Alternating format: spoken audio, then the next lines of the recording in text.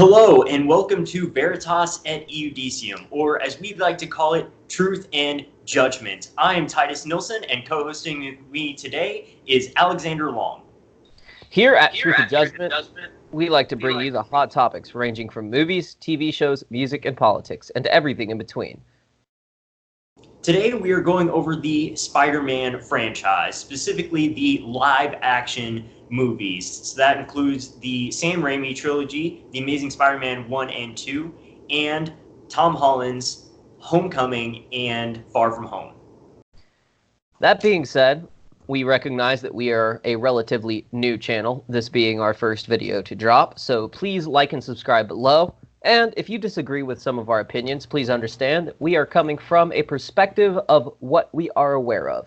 If there is something else you think that we should be aware of in our reviews, please let us know down in the comments below, and we will be happy to annotate that and add that to following videos.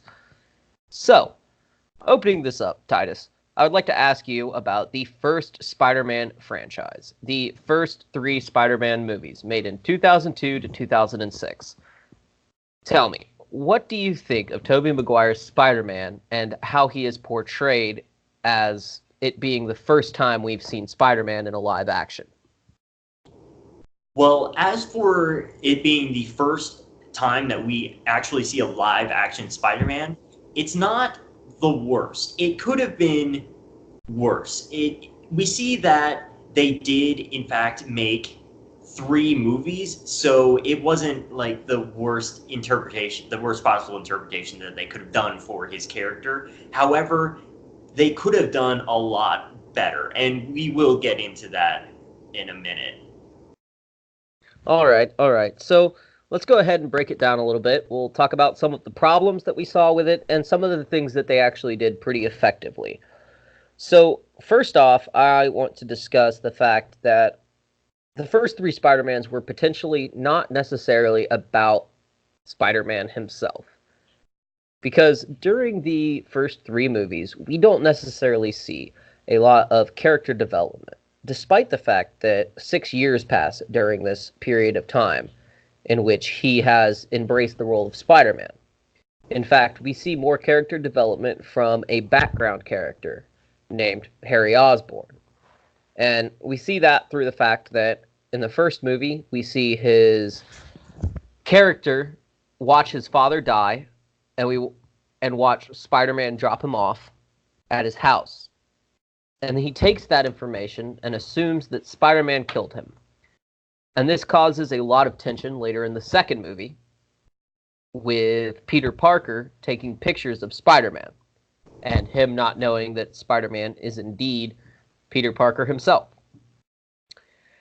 And then that evolves even further at the end of the second movie when he does discover that fact and decides to follow his father's footsteps as the Hobgoblin, or Green Goblin 2.0, if you will.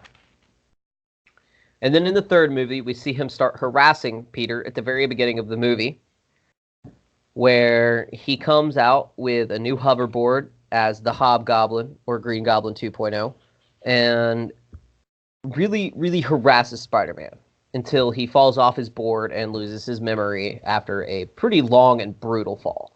Definitely would have died if he hadn't taken the serum that his father left. And then, through a series of events, he still becomes the Hobgoblin again, but he and Peter this time are able to reconcile their differences in order to fight Sandman and Venom. So we see this whole evolution of his character in a way that we don't see it from Spider-Man. I see what you're saying. There are a few things I do want to point out with his character, and it's that multiple times throughout the series, we see him stating that he is not a smart man by any means. And multiple times, the only reason that he even passed science in high school was because Peter Parker was there. And yet somehow he manages to not only figure out how to properly use the serum that was left for him, but also develop his own technology and his new hoverboard And a lot of those kind of things don't really add up unless you just kind of assume that um, Oscorp was developing this stuff in the background and he just kind of fell into it. Right. Right. That is true. Another thing that I'll state is that Oscorp seems to be the source of all of Spider-Man's issues. And this is true both in the first trilogy as well as the Amazing Spider-Man 1 and 2. Yes. Everything in the Spider-Man universe does revolve around Oscorp. You are exactly correct. And that is definitely one of the things that may seem kind of off at first, but it's really the only way that they can really tie in all this stuff together and really make it work for a Spider-Man movie. So I'm not gonna really diss him on that. Now, but let's move on and talk about Mary Jane's character. What did you think about Mary Jane? Oh, yeah, you're touching a pretty sensitive nerve there. I had a lot of hope, but she fell short of the mark. To say that she was stagnant throughout the series would kind of be an understatement, because we started seeing her as the girl next door and this sweet thing who her dad abuses her verbally and possibly physically. We don't necessarily know that. And that kind of mentality doesn't change throughout the series. She tends to blame her problems on other people, and she doesn't really grow as a character. And this is apparent in the first movie, where she just irresponsibly tells Peter that she loves him in the worst possible moment at a funeral. And then in the second movie, it gets worse because she walks out on her own wedding. Like, on the wedding day, she walks out, and she had plenty of time to stop this wedding beforehand, because this whole thing happened where she got kidnapped, and she finds out who Spider-Man really is. She finds out that Peter Parker is Spider-Man, and she has all this time to, like, contemplate this information and find out what she really wants.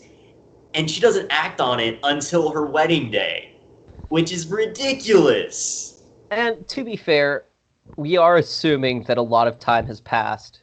At least a week. At least a week has passed in this time before she gets married to when she finds out that Spider-Man is Peter Parker, the boy she loves. And so we have to assume that there's at least a week, because she's been through this trauma, and obviously, if you love somebody and they go through a serious trauma, you're going to push off any other major events to kind of reduce the stress on her so she can cope with it properly. But no, she just shows up at Peter's door like, you can't make the decision to walk away from me. That's my decision. Like, he doesn't have free will either. That is true. And in the third movie, even though we saw that she was kind of become successful, she was actually acting in plays, and her life starts falling apart because she got like a bad review, and then she gets fired from Broadway, and then she thinks her life is over. Like, you were on Broadway, like, you made it. You can do other things. You can continue to act and play in other things, and not just, your life isn't over at that point. But from her point of view, it is. We have to assume too, so like 6 years have passed. The average high school student graduates at either 17 or 18. So let's estimate on the low end. 6 years have passed, meaning she is 23. Meaning she should definitely be mature enough as an adult to realize that her life is not over. I'm 23. And I've had my ups and downs, but I've never just gone, well, my life is falling apart, I'm totally screwed, there's nothing I can do. Because I'm an adult and I recognize that I have responsibilities to take care of. Which she just suddenly forgets about when her life is suddenly upturned. And then, moving on from the fact that Mary Jane's character was pretty trash, I'm going to ask you about Spider-Man's character. What did you think of him as a character as a whole, and how he portrayed the role of Spider-Man? Me personally, I feel like he did a pretty good job starting out as being Spider-Man. You feel like in the first movie he really learned a lesson, and in the fact that choices have consequences. Things that you do have consequences to them, and we see that with the instance of when Ben Parker died. He could have stopped the robber before it got to the point where he ended up killing Ben Parker, because as we know in the third movie, they retconned it so that he didn't actually kill Ben Parker, but we didn't know that at the time. And so he really has this grief. He's really grief stricken. And then he learns to get over it and move past that and learn that really putting other people in front of himself is kind of the goal, like what he really should be doing as Spider-Man. And then in the second movie, it just all goes downhill from there. Like it's been 2 years. He's been Spider-Man for 2 years at this point, and he still can't juggle the responsibilities of being both Peter Parker and Spider-Man. He's late for everything. His life is falling apart. He loses his job because he can't deliver like 10 pizzas in 7.5 minutes. And he would have had more time had he shown up to work on time. Yes. Which he still couldn't do. Yes, and so Peter Parker is supposed to be this really smart guy, where he's portrayed as being a very intelligent character, and yet he's failing in college, and it's all due to him being late all the time. And this theme was drilled into us so much that I was just kind of over it. Like, we get it. He's late for everything. And then he ends up losing his powers for basically no reason at all, except for like plot. And the reason they give us isn't very significant or like explained very well, right? So in the first movie, we literally see his DNA change, right? He gets bit by a spider and his DNA is unwinding itself and reconnecting with this spider DNA. And DNA does not just change like that. The spider kind of makes sense because it was radioactive, genetically mutated spider, and science reasons, right? I can get behind that. But I can't get behind him having just like a mental breakdown and him just suddenly not being able to see, or him not being physically strong anymore, or being able to shoot webs because his powers just don't work anymore. With that being said, I could understand if they had decided to explain it as he was overusing his powers. And that would have even added up to him being late all the time. If he had been overusing his webs, that would make sense why maybe he couldn't generate enough webs to continue using them. Or they could have used the model of the fact that he was standing in front of a sun, which causes radiation. But in that case, he wouldn't have been able to get his powers back unless he went and found that radioactive spider again. That is true, yes. And we don't hear about the spider at all throughout the rest of the series. And I'm going to go back to the first movie here for a second, because when he does get bit by the spider, he doesn't tell anyone. He's just like, you know what? I'm just going to go home. It'll be fine. He even sees that it's a spider that does it. Yeah, he even sees that it's this weird colored spider, this red and blue spider, and he's in this lab full of scientists who have been studying these spiders for years, and he doesn't think to tell anyone or anything. He just goes home and like, you know what? I'm just gonna go into a coma. Yeah, I mean, I could understand if he didn't tell anybody there because he's uncomfortable and he doesn't want to be blamed for the spider getting away. Mm-hmm. I get that. But when he gets home to this supposedly loving aunt and uncle who have raised him since he was a child, he doesn't think to say, "I'm not feeling too good. I think I have a bug bite on my hand and I think I should go to the hospital." Instead, he just stumbles stupidly up the stairs and then has the most pained look on his face as he passes out beside his bed. Yeah. And then he just wakes up with powers and increased muscle mass like not nobody's business, you know. It just kind of happened. And I can kind of get behind that because it was 2002. It was the first interpretation of Spider-Man. Well, also to be fair, if I was a teenager and I was a skinny little nerd and I felt sick and then I woke up, I could see 2020 and I was strong, I wouldn't think twice about it either. I would just be like, yeah, I feel great. Let's go. Woo! Yeah. So that was kind of it. That was kind of a thing, but we can look past that. We can look past that. You know what we can't look past? Spider-Man 2 and Dr. Octavius. Oh man. I cannot believe his character. Let's go over this for a second, all right? His plan, right? He gets funded by Harry Osborn to create a form of energy that's sustainable and it could provide energy for like, I don't know, the entire world, I guess. The scale doesn't really matter, right? It's like the same thing with like the arc reactor in Iron Man, right? It's a new source of energy. Yeah, it's a new source of energy. And he decides to work on fusion. And this scientist, he's been working on this project his entire life. It is his life goal to make this thing work, right?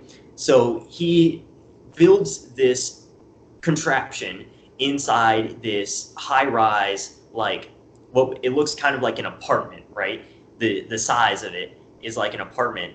And then he creates this miniature sun. And that causes so many problems right off the bat, right? Because this room has metal literally everywhere. There's metal on the walls, I guess, to like insulate or something. I don't know what that was about. But there's this whole slew of guests that are in this room with no protection at all. He is literally the only one in this room wearing any kind of protection at all. And even then, he's just wearing some welding goggles and non-magnetic special arms. Yeah. And fusion is extremely hot, right? So he built this sun, right?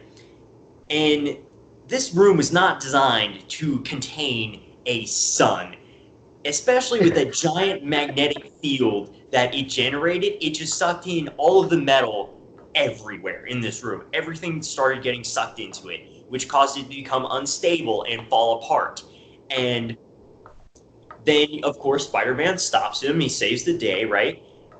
And at this point, Spider-Man and Dr. Octopus, like, Doc Ock is not a superhuman at all. Yet he can take one hell of a punch.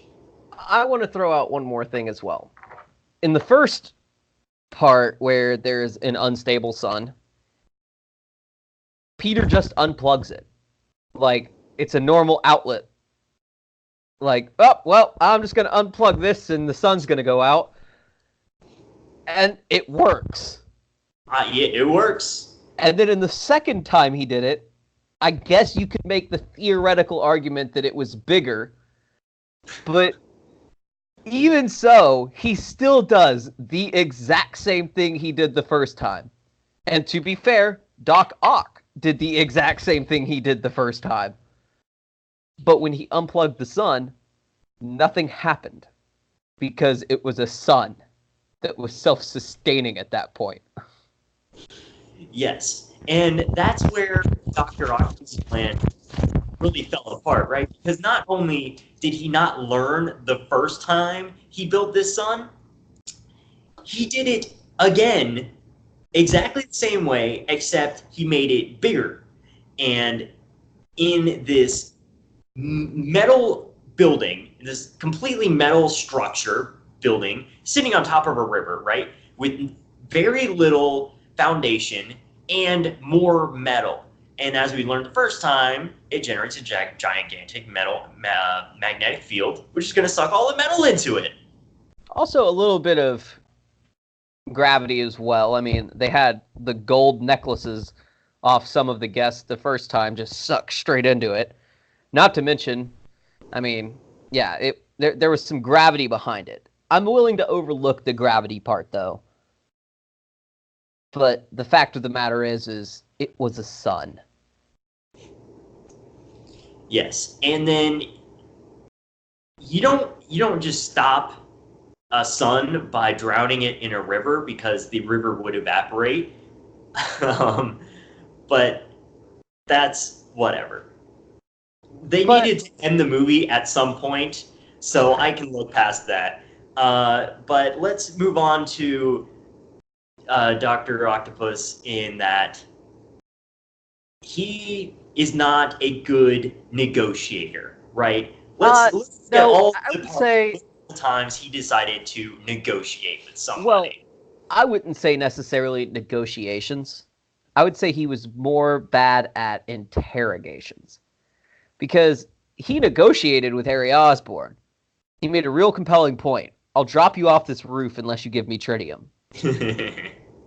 And then he sets him down, and Harry still has the gall to ask him to get Spider-Man for him. And he says, if you get me Spider-Man, I'll give you whatever you want. And so Doc Ock is like, done. Where can I find him? And he sells out his friend in this moment because he's angry. We've already discussed this. And he's like, Peter Parker knows him.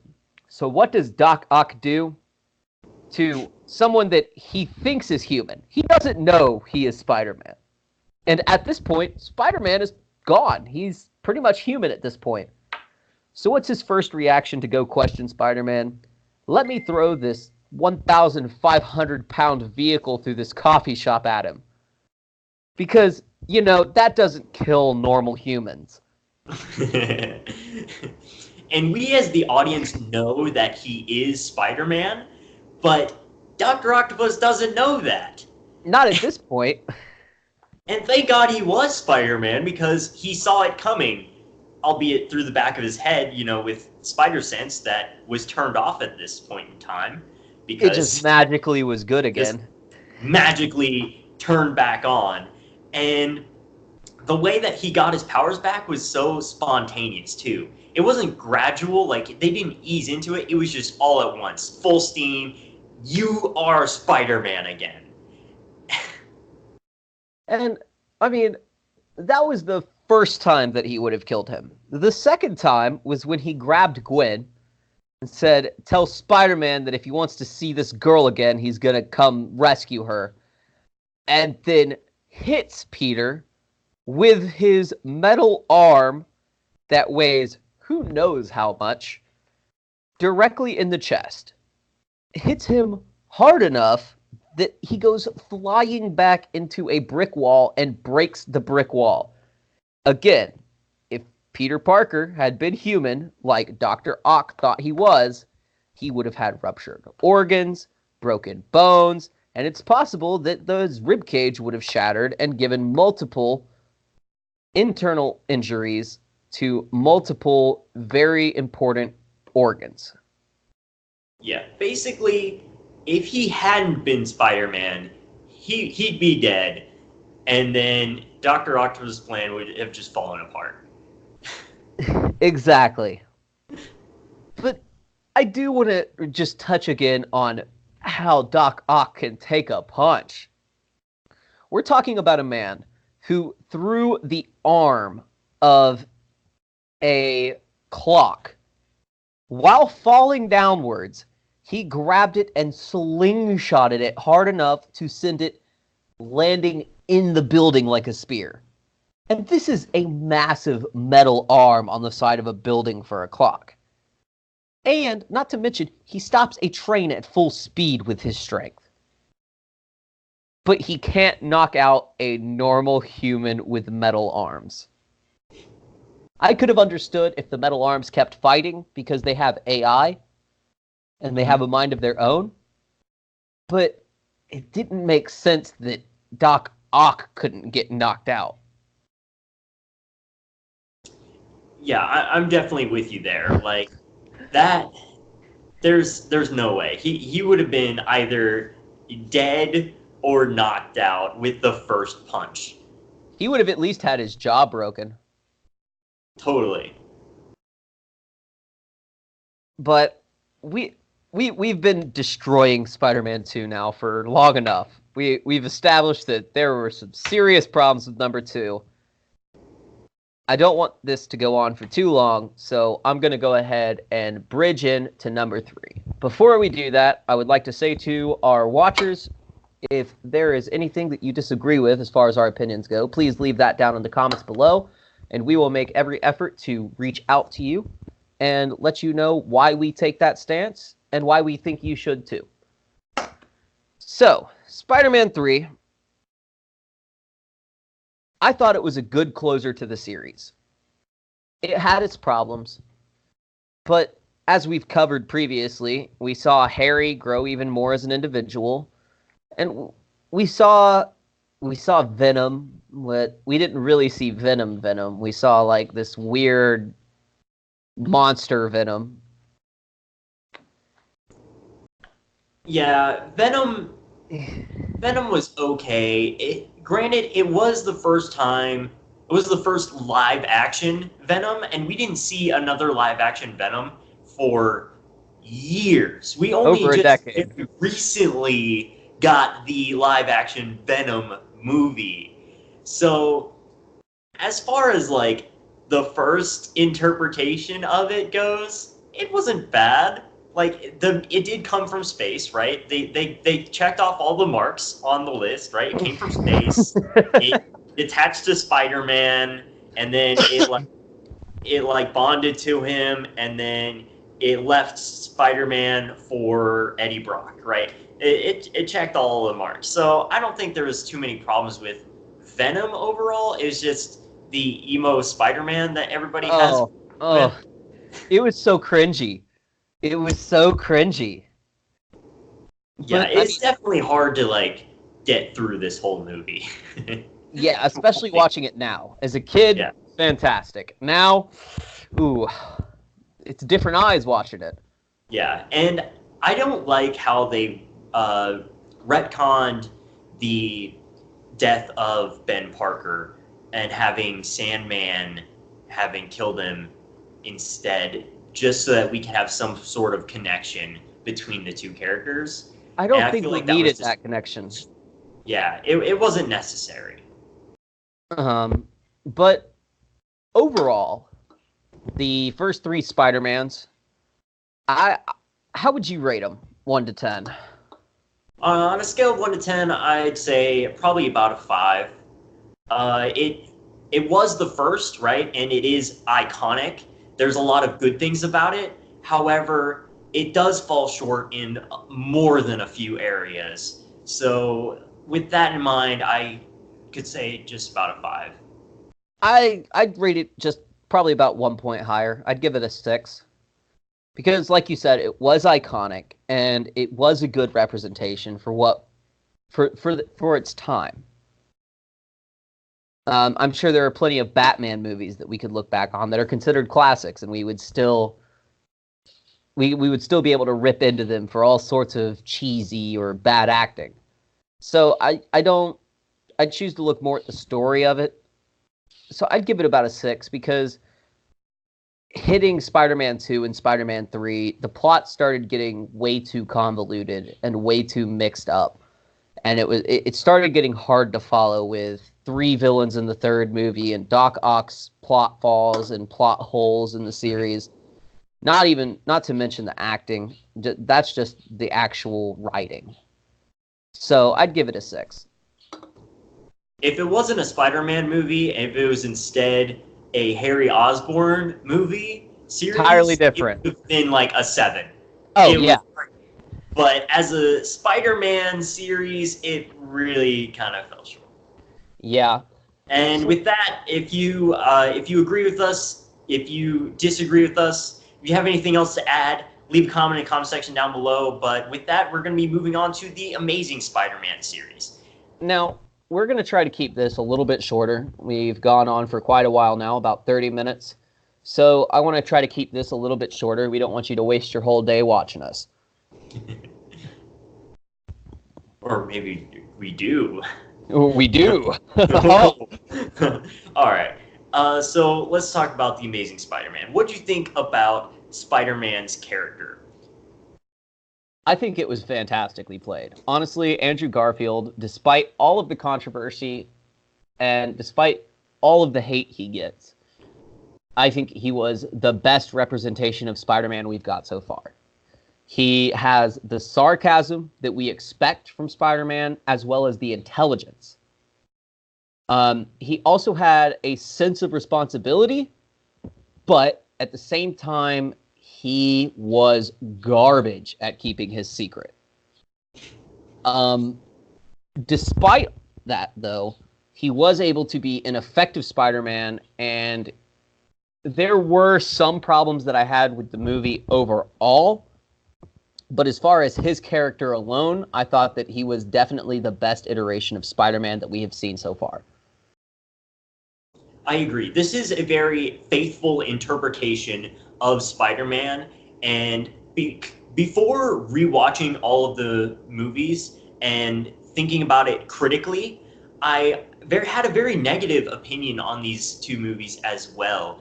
But rewatching it and really thinking about it, thinking about the story and how everything connects, it really changed my mind. I really do like these movies a lot more than I did previously. Again, he portrays the character very well, and the enemies that he goes up against are also superhuman, or they have extra like special technology to protect them, and so it doesn't make the fight like unbelievable like the fight between Spider-Man and Doc Ock in Spider-Man 2. Yeah, I agree with that very much. The one critique I do have about it is that we should have met Harry Osborn in the first movie. We should have gotten a little bit more development from that, because he comes out of nowhere in The Amazing Spider-Man 2 as his father is laying on his deathbed. And he is basically like, well, yeah, you're going to die in the future. Here's everything I know that could keep us alive. And he acts all panicked when he has years to figure this out. The movie tries to give us a sense of urgency about it. Mm-hmm. And it fails to hit the mark, because it does come off as rushed. Exactly. I feel that if they had set it up the exact same way, but instead of getting arrested, he gets away at the end, they could have set up even better for the third movie and the Sinister Six. Mm-hmm. If they had tried not to push so hard on the Sinister Six in the second movie, it probably would have done a lot better than it did. And now, going into the movie, again, I'm going to touch back on that subject real quick, because I did not like Electro's character at all. I agree. It was garbage. Watching it, I came to really understand his character, and doing some research into his backstory in the comics and how his character is supposed to, act and like come together in the story. I really started to like feel for this character and understand how faithful it really is in the movie. Yeah. He did do a very faithful interpretation, but I mean that can be said about a lot of the Amazing Spider-Man. It is a very faithful interpretation. One of the few faults that I do take with Spider-Man's character, though, is in the first movie at the very end when Gwen Stacy's dad is dying. He's like, "I understand. I didn't agree with it at first, but I now understand that Spider-Man is needed in New York. Just promise me one thing. Stay away from my daughter." And he does that for all of, like, until the end credits. For all of like 5 minutes. And this creates so many issues in the second movie. If he had just stayed away from her, we could have seen so much more, and we could have seen a lot less wasted screen time. Mm-hmm. They could have set up the Sinister Six properly. They could have set up the villains properly for the third movie with all of the screen time that Gwen wouldn't have been there. Yeah, and with that too, Sony likes to use hallucinations as a plot device. And it is consistently used throughout all 5 movies that we have talked about up to this point. It is a little overdone, I must say. As far as Gwen Stacy's character is concerned, I really liked it. She did a really good job. I mean, she was very critical as a person. She helped out Spider-Man, and honestly, the movies wouldn't have been able to been completed. The villains wouldn't have been defeated if it hadn't been for her actions. She created the antidote. She's the one that got it to her dad, who got it to Spider-Man, and she's the one who knew how to rework the grid. Mm-hmm. And she saved Spider-Man's life by hitting that dude with a car, Electro. So, yes. With that being said, she was a very empowered female character, which was good. I very much enjoyed her character. That being said, there were times where, for being the smartest in her class, she was pretty dumb. I'm just going to charge straight into the superhuman battle with a police car is not what smart people do.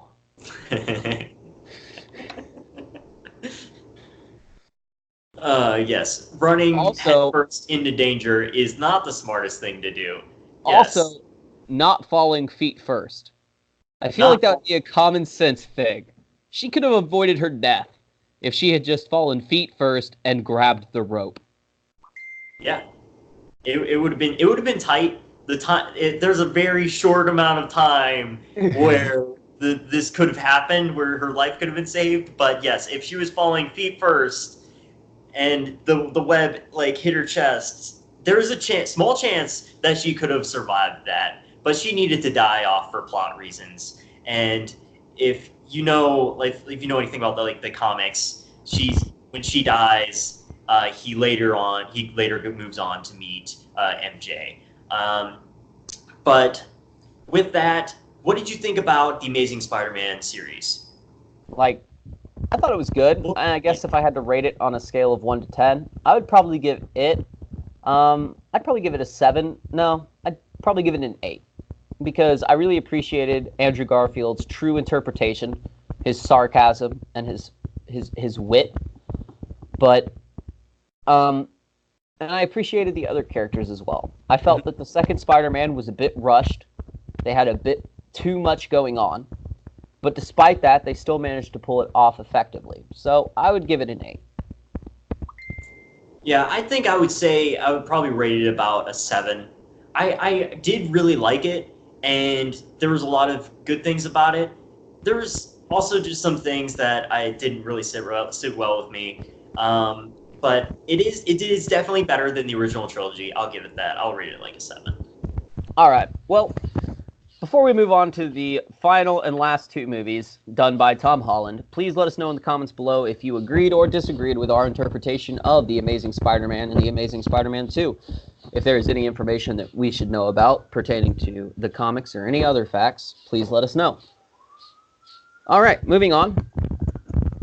Tom Holland and the Iron Spider. And I say the Iron Spider because, yes, he is Spider-Man, but he is the comic book version called the Iron Spider in the Spider-Man multiverse. Initial thoughts. He's very irresponsible as a character. He's kind of smart, right? He's portrayed as being really smart. He goes to this really smart school, and he develops his own web fluid, but he can't really make his own super suit without Iron Man's help. I don't think that's necessarily irresponsible. I think that's overly dependent. Overly dependent, yes. He became too reliant. There are more examples of him being irresponsible, like in the second movie, where he just hands the power and the wrath of God to his mortal enemy for no reason whatsoever. You know what? You seem like a smart guy. You look a lot like Iron Man. Here you go. Well, he didn't know that the guy was evil when he handed it over. Let's be real here. He sure found out real quick, though. Oh, yeah. Well, that was super irresponsible. Iron Man did trust him with that system. And the whole movie could have been avoided if he had just kept the glasses. Yes.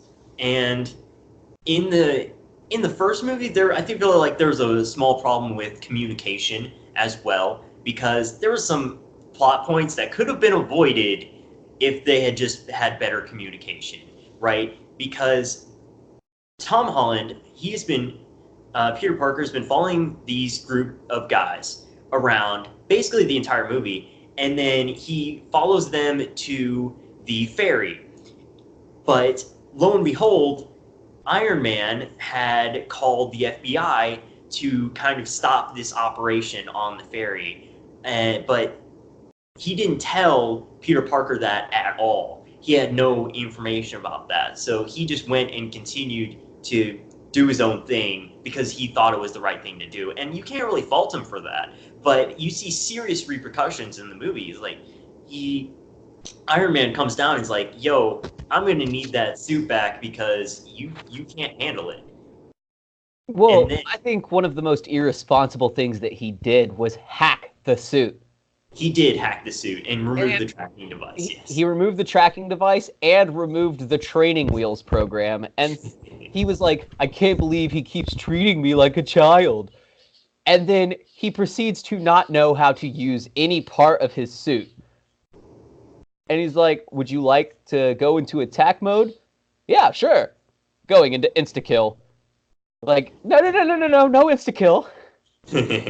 What webs are those? Taser webs. You don't seem to know much about your suit. Spike suit is definitely more superpowered than he is. Oh, yeah, entirely. Yeah, he very, very dependent on this suit.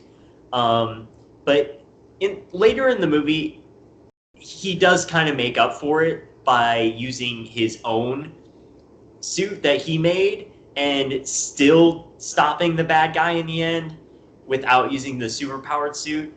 And they kind of showed like small character progression at the end where he turns down his like lifelong dream of joining the Avengers, and then and I feel like they did that to show how like he was more responsible, and yet they just kind of threw that away in the second movie.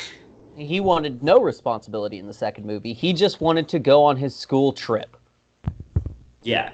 Which, he's a teenager, I get it, but he also has superpowers. He has literally fought aliens. And he's not responsible enough to recognize that he's one of the few superheroes that are still alive after that war. Yes. And for that reason, he lost me a little bit. I'm not saying that the two movies that he starred in as a lone role, as Spider-Man, in his own right, wasn't good.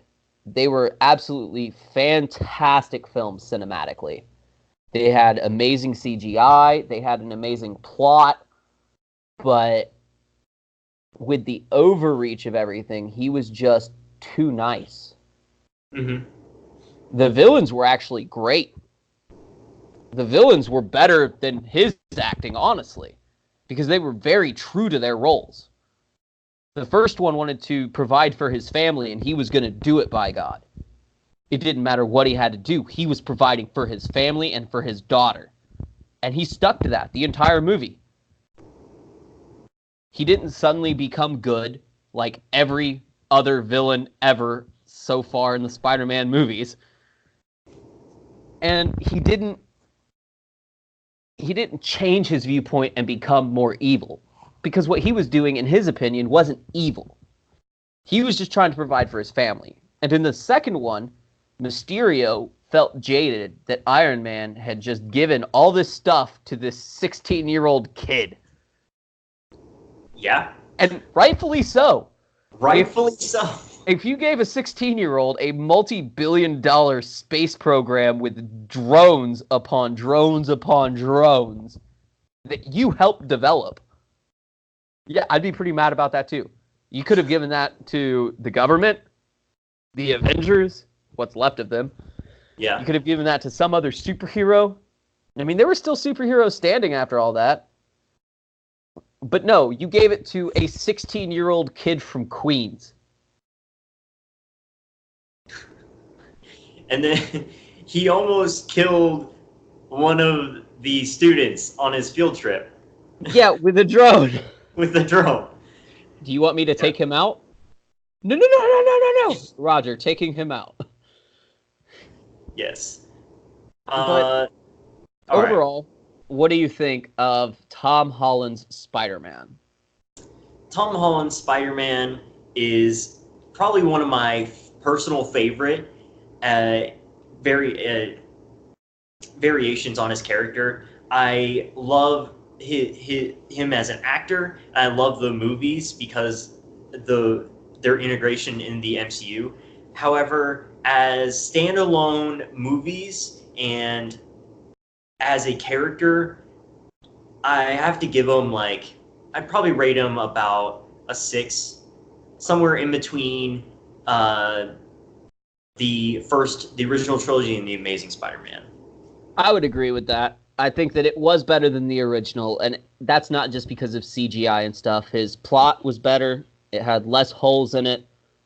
Despite the fact that I felt he was overly dependent on Iron Man, I understand that he was the Iron Spider, and that is who financed him, and who trained him, and who mentored him.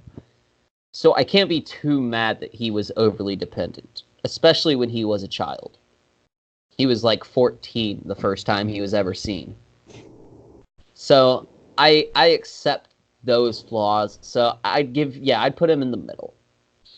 So that being said, this concludes our overall review of the Spider-Man franchise. And if you have anything else to give to us, if you have anything else to say about the matter, like we have said a few times before, please let us know in the comments below what you think and what you disagree with. We like to have discussions with people. We like to have good conversation. So please let us know, and we can definitely get back to you. That being said, this week we had a Marvel and Sony fallout. Part of the reason we did these videos, actually.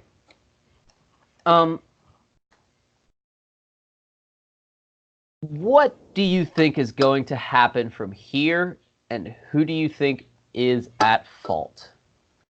All right, we're gonna kind of cut this short and make this real short and simple. I believe that while it is Disney's fault for trying to alter the contract, and I feel like they're really being greedy in this grab for power. And moving forward, I could see a future where Tom Holland does make more Spider-Man movies. However, I could also see a future in which they just reboot it, but maybe not without Peter Parker, maybe with a different character like Miles Morales or Spider-Gwen. I could also see that as well, and I actually agree with you pretty well, although I don't think that it's going to be effective for them to keep using Tom Holland.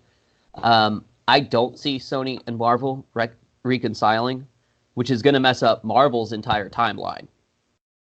but that's Marvel's fault for trying to renegotiate the contract in the middle of a contract. Tom Holland was contracted for 3 movies. But I don't see Sony being able to use Tom Holland because he is based off the Iron Spider, and all of his stuff comes from Stark Industries.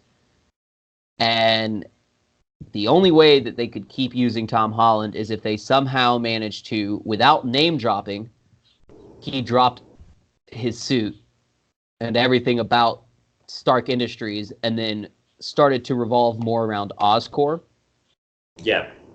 And the way he could do that if potentially he went into hiding after he was discovered, and his lifetime friend Henry, that we haven't been introduced to but is somehow still his friend like every movie ever, decides to hide him.